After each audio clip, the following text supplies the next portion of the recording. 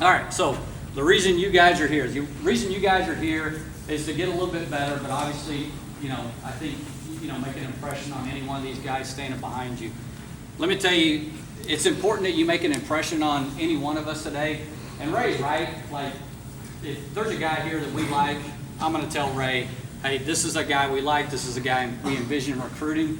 But we may not work as fast as some, and I think part of that is because of where we're located, the school we're at. We're a little more picky than most. And Ray talks about your high school coach. Your high school coach may not be the best coach you've ever played for. But guess what? He's around you a lot of days of the year. He knows how you are in halls. He knows how you are with women. He knows how you are academically. He knows how you treat people that can't do anything for you. And there's not a guy that we will sign that I won't call their high school coach and find out exactly what kind of person they are.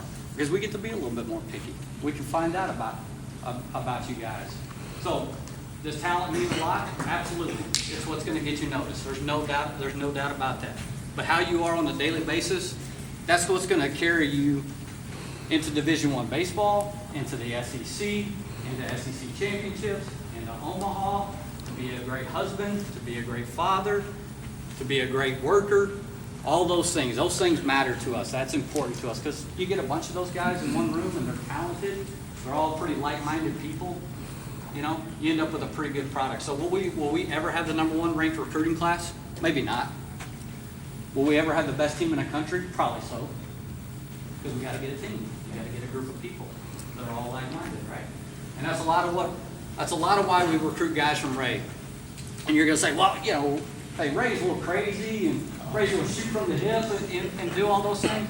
But let me tell you this: there's not a guy. There's a guy standing in this lobby over here. His name's Nick Banks. Okay, Nick Banks is a 2-time All-American. He's played for Team USA twice. He plays for us. He played for Ray. Ray tells this story. He tells it all the time. He tells it a lot better than I do. But Ray took in Jupiter, Florida, which I don't know if you guys are familiar with that tournament. It's a pretty big tournament. So Ray takes Nick out of the lineup. He's hitting in a 3-hole every day. Takes Nick out of the lineup there to prove a point to Nick because he hadn't played very good. He hasn't been carrying himself like he's supposed to. He's not being productive, not just a productive player, but not a productive teammate.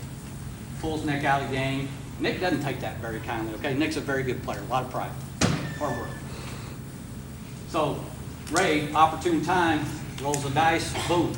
Gonna put Nick in the lineup, bases loaded, 2 outs, bang.